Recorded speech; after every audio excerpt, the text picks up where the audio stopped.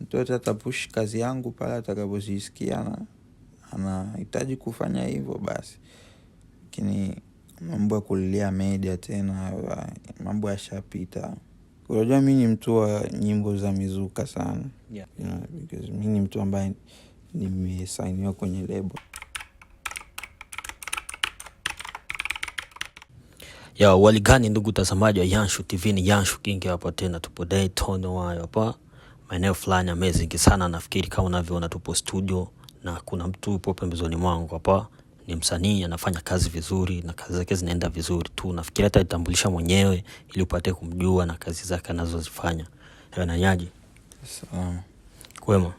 Ndio, salama. Ya nafikiri kama ilivyo hapa tumekuja kupiga interview na mafanzi wako labda anaweza kapenda wajue, na wala sio kujua wanataka wakujue kwanza kwa majina. Unaitwa nani? Parsley Yet. Ya kama alivyosema anaitwa Parsley Yet, na nafikiri ni msanii kama mnavyomjua. So msanii kutokana na usanii wako upo engo gani? Unapiga rap, R&B au vipi? Afrobeat. Napiga Afrobeat. Ya nafikiri ngoma zako shagatoa ngoma nyingi sana, na kuna baadhi zinasikika na zingine haziendi viral kivile. Hiyo inaweza kuwa inatokana na nini? Asijui, soko lenyewe ndio linaamua ipi ende na ipi baki. Okay, kiwa soko ndo linaamua ipi ende na ipi baki, but na najua wasanii wengi siku hizi wanatambulisha kazi zao wanazifanyia challenge, na zingine wanasambaza labda kwa mafanzi wao, wanafanyizia challenge ili ngoma ipate kwenda viral. We hilo kwako wewe unalionaje? Yeah, challenge has always been the only option ambayo inaweza push nyimbo ikaenda mbali. So sikatani na hilo, ni kitu kizuri kufanya. Mimi pia nafanyaga, labda kwenye page yangu uweze kuona hicho kitu kwa sasa hivi, kwa sababu page yangu ipo kwenye maandalizi ya kazi mpya ambazo zinakuja. But that has been always kitu cha kwanza ambacho mimi wanazingatia sana, ni kupata challenge za kutosha kutoka sehemu mbalimbali kwa sababu ya kupush project zangu. Ya nafikiri una ngoma nyingi sana nzuri, na ukizisikia zina sound sana vizuri, lakini ngoma zako tukiziangalia sana huwa hazina tension sana. Hiyo inaweza ikawa chanzo ikawa ni nini? Labda pengine ubranding ngoma zako au uzisimamie vizuri, labda pengine upati ile support ya kukupusha au vipi? Yote yawezekana, soko lenyewe ndo linaamua. Yawezekana ni wrong timing, muda labda ukuwa muda sahihi wa kutoa, au nyimbo ikuwa yani tuseme tu ni muda, tuweze kusema. Siwezi nikalamu kitu chingine chochote, mengine anaamua Mungu, lakini nadhani labda kama zinatoka muda ambao sio sahihi lazima itatokea hiyo. Okay. Kwa hiyo na labda nafikiri kuna wengine wasanii wanabrandiwa na mamedia nini, kwako hiyo imekaaje? I know labda inaweza kawa tofauti kidogo. Mimi labda siwezi kana napata hizo support za media za pale na pale nini. But sometimes wanapushigi wakijisikia. Na sio mbaya, na silaumu sana. Wala yani niweza kusema silaumu, si blame mtu yote. Mtu yote atapush kazi yangu pale atakapojisikia anahitaji kufanya hivyo basi. Lakini mambo ya kulilia media tena, mambo yashapita. Yeah. Kwa hiyo unaweza ukawa na maoni gani, labda una ushauri gani kwa mamedia na zile media ambazo labda zinapushi baadhi ya wasanii kazi za wasanii wengine hawaziongelei, hawazioni?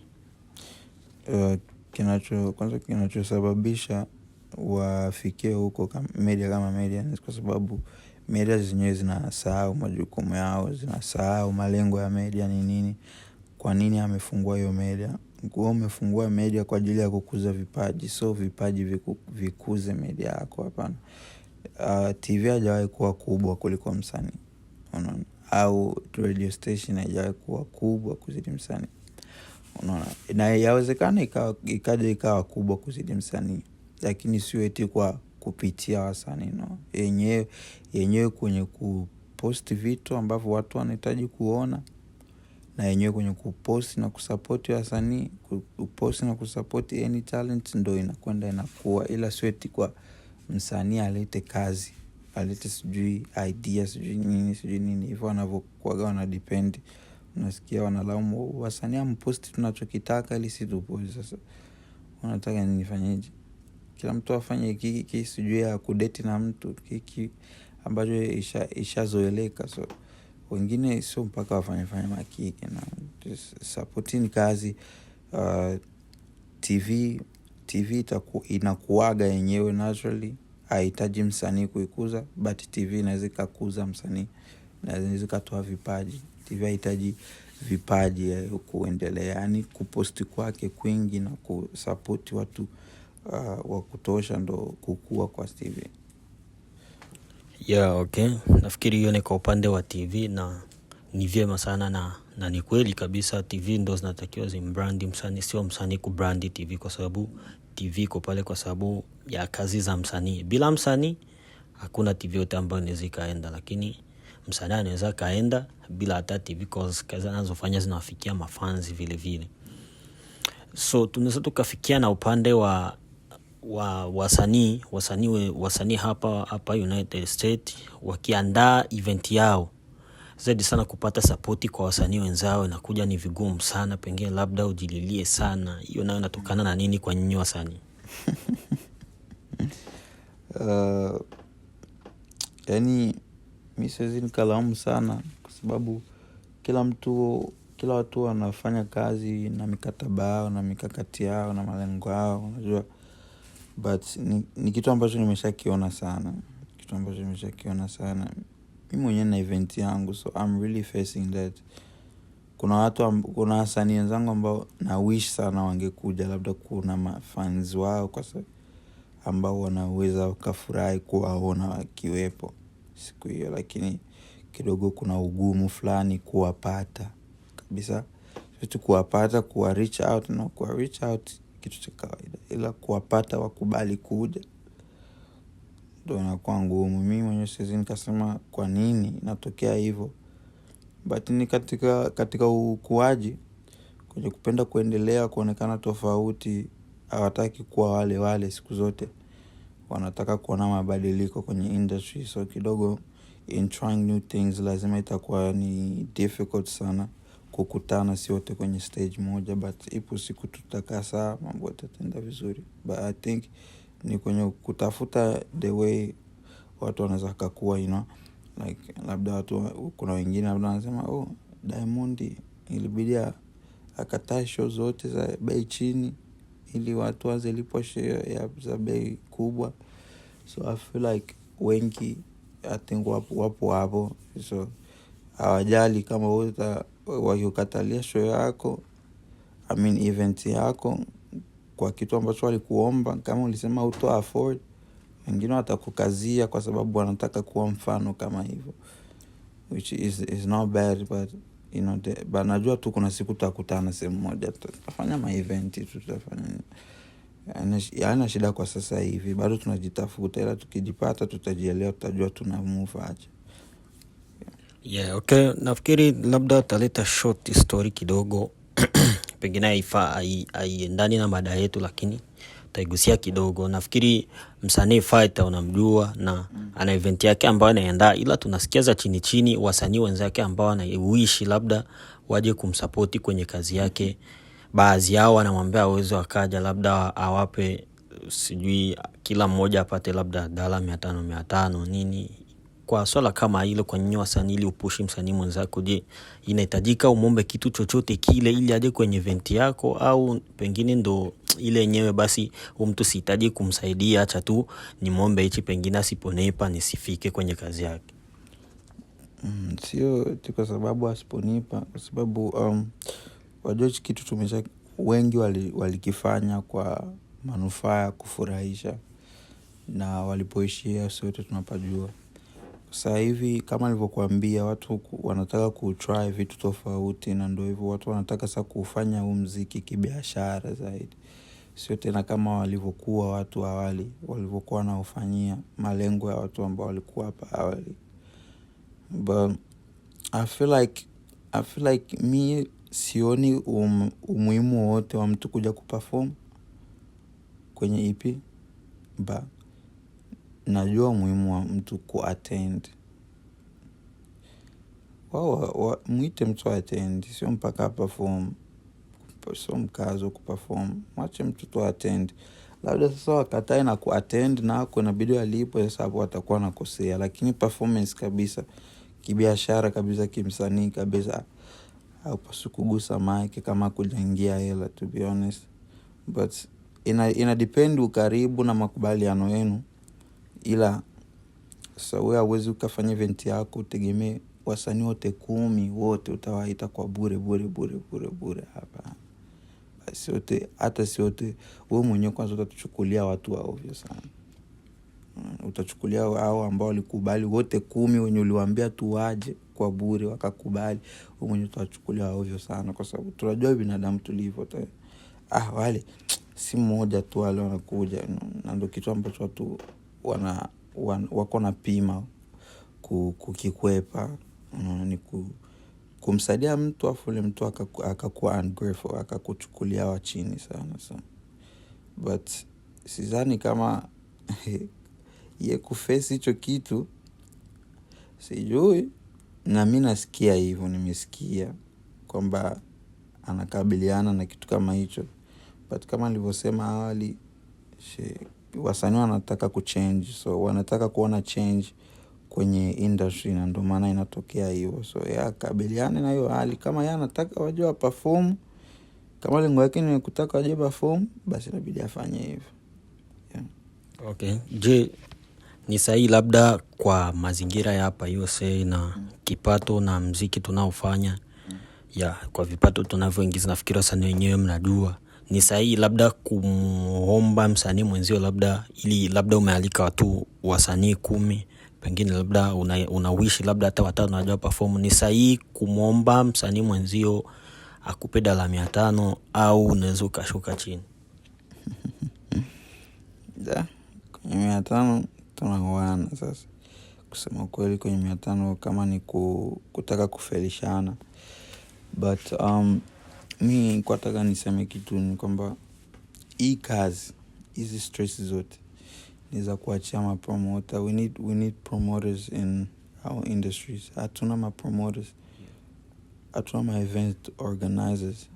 Ni lini kwamba msanii usipofanya shughuli yako uperform? Ni lini, yani itaisha lini msanii usipofanya shughuli yako uperform? Au msanii mwenzako asipofanya shughuli yake uperform? Unaona, kwa sababu tukiacha hizo tema EP nini, wasanii wengi hapa performance hakuna tena. Labda sasa warudi kule kwenye kufanya za baby shower, sijui za weddings na nini, so ndio maana inabidi tuwe careful, tuangalie watu ambao tunawafanyia huu muziki. Ukiendelea kuwafanyia watu muziki, watu ambao wewe mwenyewe umeshaona hapa hakuna maendeleo tofauti na jina, unaona. So kama wewe umeona hivyo na wewe unahitaji kitu zaidi ya jina, basi badili, nenda kule ambapo kuna zaidi ya jina.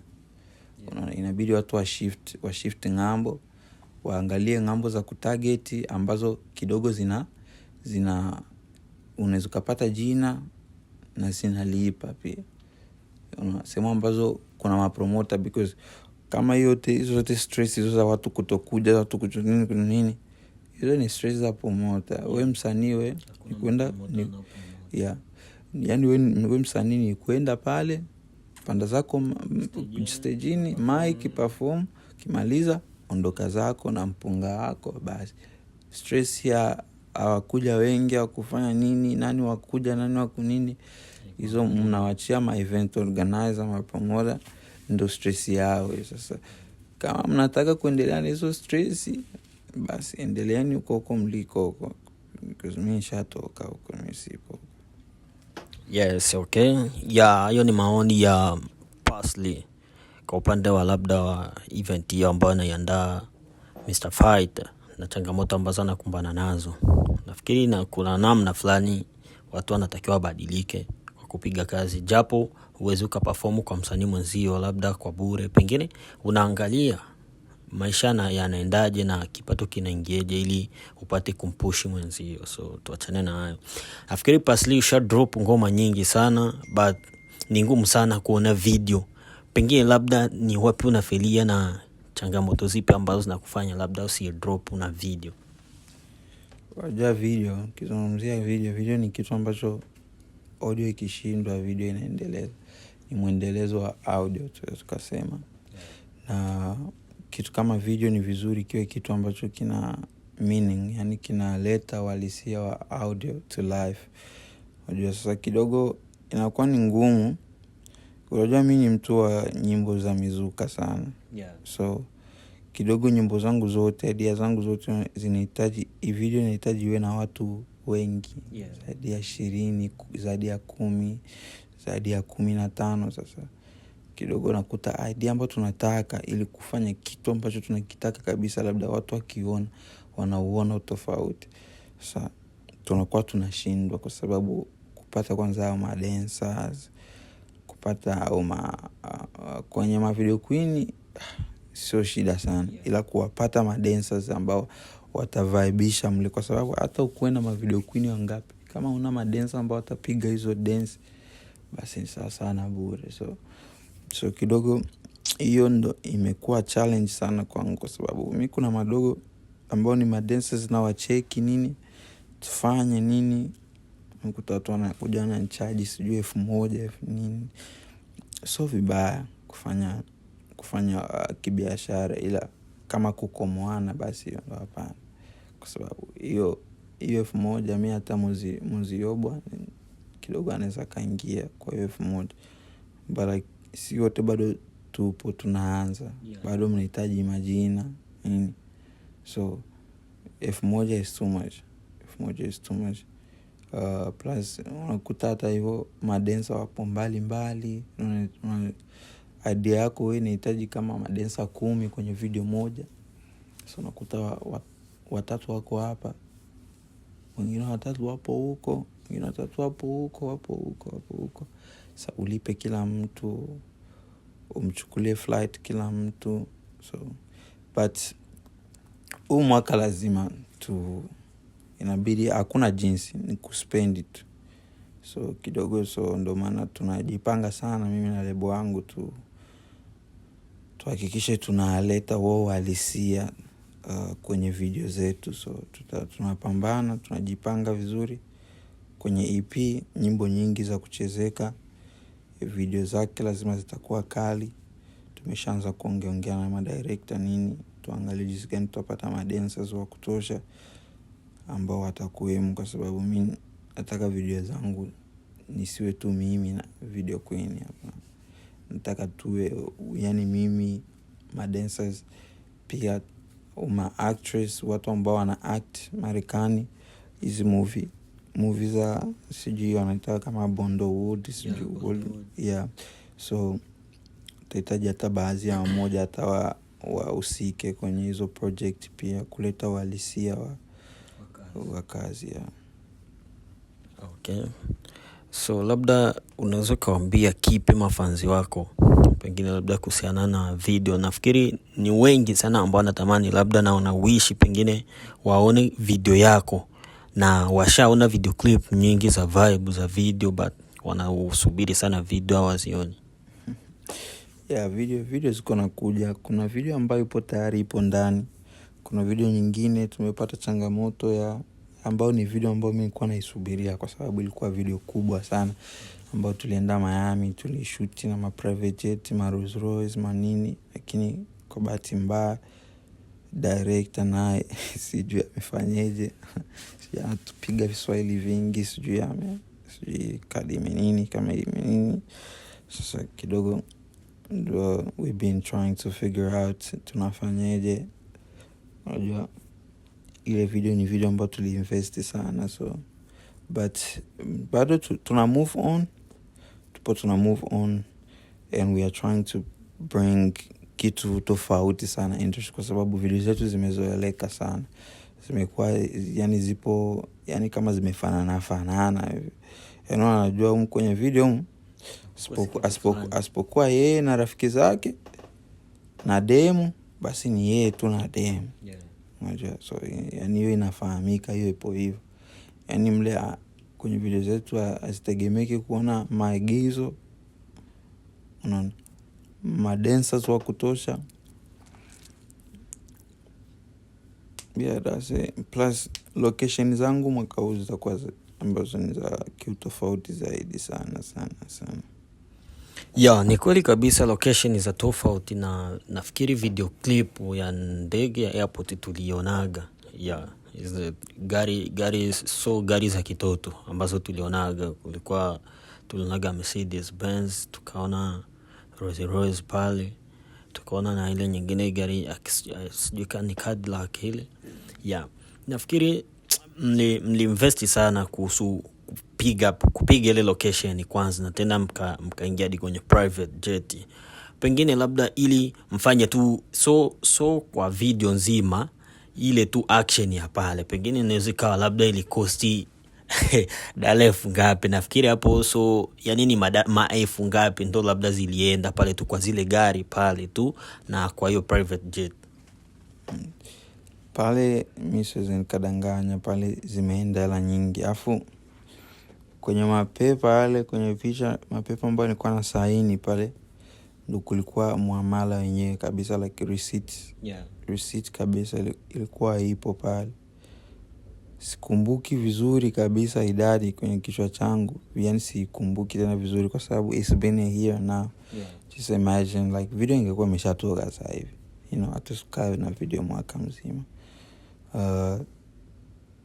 Ilikuwa around ipo chini ya like $30,000 hivi, kwa sababu unajua kuipata tu ile kupata ile access ya kuingia kwenye private airport. Ile kwa public ilikuwa ya vitu, ilikuwa airport ambayo ni private.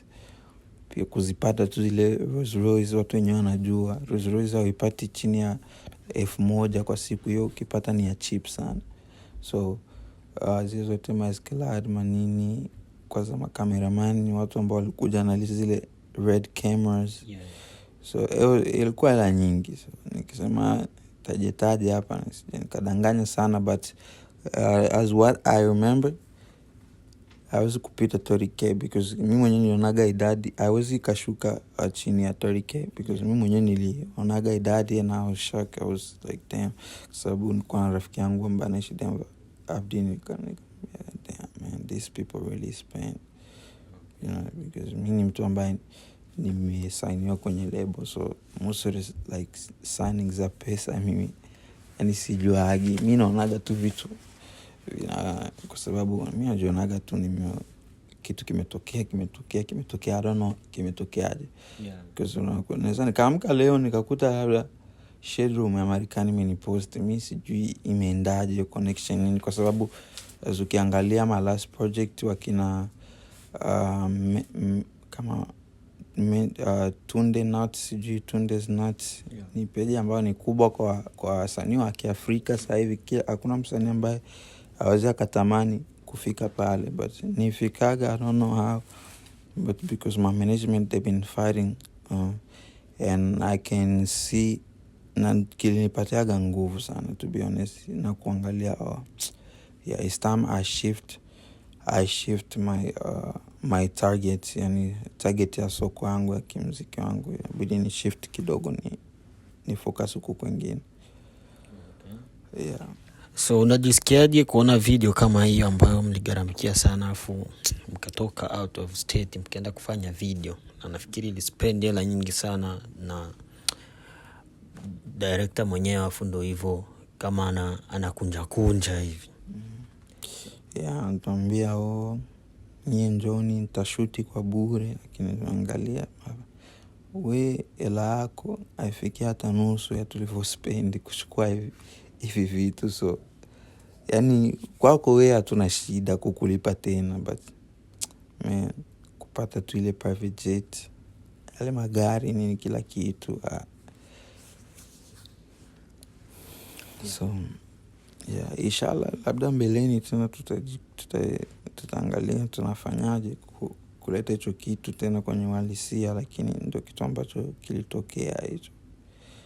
Yeah, but hiyo ndio video ambayo mimi nilikuwa nategemea kabisa hiyo ibenga sana itoke. Yeah. Na nyimbo yake inaitwa kama Nakupenda, but ingali bado ingali ndani nyimbo yenyewe, bado ingali ndani. But yeah, labda mwakani au wapi huko tutapanga tena, lazima tufanye kitu kikubwa, lazima target yetu ni kufanya kitu kikubwa, kitu cha tofauti. So yawezekana isiwe private jet this time, tukafanya kitu tofauti. Kata yale mention manini kama unajua, I'm just trying to be different. Kama unavyoona sisi tunafanya pool party nini, japokuwa imezoeleka, wengine wanafanya party ambazo watu mnafika mpo ndani kama mpo kwenye wedding nini. So we have to be different kidogo. Ya kama kawaida, ndugu mtazamaji wa Yanshu TV, tupo na Parsley. Anaongelea kuhusu changamoto nyingi ambazo anakutana nazo kwenye muziki na ni kipi ambacho kinasababisha labda si drop video. Na kama unavyojua sio kwamba labda kila kitu kipo mikononi mwake, yupo kwenye chini ya management. Kwa management ndio inaamua afanye nini na kipi asifanye. Na nafikiri uliongea hapo kama kuna event yoyote ile ambayo unaiandaa, unaweza kawaambia labda mafanzi wako na ni event gani na inahusiana na nini, pengine labda kuna wale ambao hawajui na hawajapata taarifa kuhusiana na event yako. So event ambayo inafanyika ni tunaachia EP mwezi Mei. Tarehe anazoachia Fighter, but mi za kwangu ilikuwa nimeshapanga kitambo sana before yeye anakuja ku announce tarehe zake. So nika change, so we need to be inabidi tuwe serious na biashara, so tuka change kwa sababu mtu mwingine anaamua ku drop something. But yote ni ana mazumuni ya kufanya event hiyo ni kwa sababu ya EP ambayo nakwenda kuitoa mwezi wa 5 tarehe 31. So niliamua kwamba niwape watu muda at least wa siku za wiki 3, wiki ngapi wameshasikiza EP na nini, ili hata tukifika kwenye pool nini we vibe, kwa sababu pale ni nje afu kuna maji. So sitaki mtu afike pale baridi nyingi unamplay nyimbo ambazo hajasikiaga. So kidogo tunawatolea nyimbo zitakuwa zimeshatoka, watasikiza na nini, kifika kule vibe kama lote. Okay. Kwa hiyo labda pengine hiyo tarehe ambayo Fighter alipanga na wewe ndio umepanga, pengine inaweza ikawa labda ili asiri labda mipangilio yako au hata kidogo sikuwazia hata kucancel hata kidogo. Yeah. So na labda kuna wale ambao wanahitaji labda wajumuike kwenye event hiyo na hawajui labda wanaanzia wapi, labda tuseme kuhusiana na kuchukua ticket hiyo ili apate kufika kwenye event, ina utaratibu gani labda ili na apate kujumuika kwenye event? Event link ipo kwenye profile yangu pale, plus unaweza kumcheck DJ Elmara au kanicheck mimi, kumcheck 10K the topic. Wote hao ukiwacheki lazima utapata information za kutosha kuhusu ni vipi unaingia, kwa sababu wanaume ni $10, wanawake ni $5. So hela nyingi zikamshinda mtu yote, hata mwanafunzi anaweka.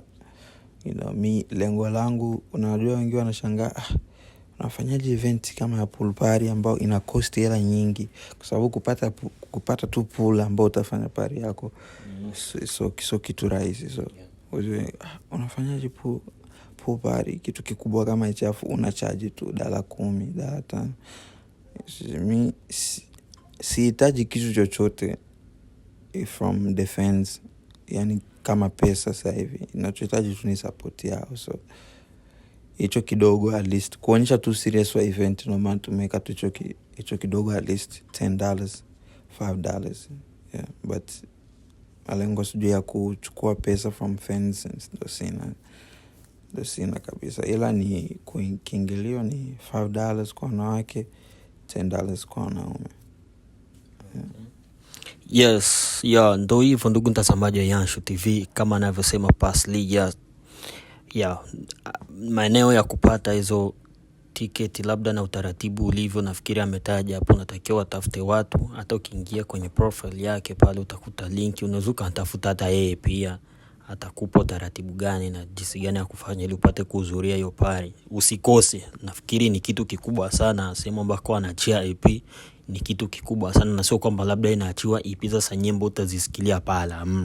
Kuna ngoma zitaachiwa, na maana wewe unaingia kwenye EP hiyo, kwenye pool party, una vibe. Ngoma baadhi unazijua japo uwezo kukariri zote, lakini kuna zile ambazo utavibeika nazo na zitakukosha, na ndio utaingia nazo na mzuka kabisa. Usikose event kama hiyo, na nafikiri hatutochukua muda sana, ndio tunaelekea ukingoni hivi. Ni kitu gani ambacho labda unaweza kuwaambia mafanzi wako? Mafanzi wangu, especially wa community yangu, kidogo nilikuwa nimewasahau sana. Nilikuwa natoa vitu ambavyo kidogo I relate nao sana, but kwenye EP wategemee kuna ngoma ambao inawahusu sana. Kwa wakati tayari kuipush, ila ni ngoma ambao inawahusu sana, na ni ngoma ambao itasumbua sana, to be honest. Ngoma kali sana. So wako tayari kupush EP, ila na zawadi yao kwenye EP ambao najua tu watafurahia. Na neno moja labda kwa wale ambao wanatutazama hapa kwenye Yanshu TV. Waendelee kusupport tu, waendelee kusupport TV, waendelee kutusupport sisi wasanii, ili industry yetu iko inazidi kukua day by day. Najua hatutaki kingine chochote tofauti na support yao, wa like, kusubscribe na comment kwenye TV yetu hapa. Waendelee kusupport, tuwe na TV za kutosha ili kupush vitu vyetu kwa urahisi na kwa haraka. Okay, na swali ya mwisho labda kwa wale ambao hawajui ngoma zako wanazipateje YouTube, wanaweza kukutafuta kwa majina gani, labda pengine wapate kuangalia kazi zako zaidi? Pasli Yat, PASLY. Unapiga space alafu unaandika Yat ambayo ni YAT. Pale unapaswa kunipata tu vizuri kabisa. Hivyo ndo ilivyo ndugu mtazamaji wa Yanshu TV. Nenda YouTube ukatafute Pasli Yat, na maelekezo mengi ametoa hapo, upate kusikiliza video vizuri. Nikiwa labda yamekupita pita, unaweza ukascroll kidogo ukarudisha kwa nyuma ukasikiliza ambavyo jina ambayo amesema, ili upate kupata kazi zake. Usisahau kusubscribe, kulike na comment. Hii ni Yanshu TV, kaa pamoja nasi ili uzidi kupata update nyingi zaidi. Bye bye.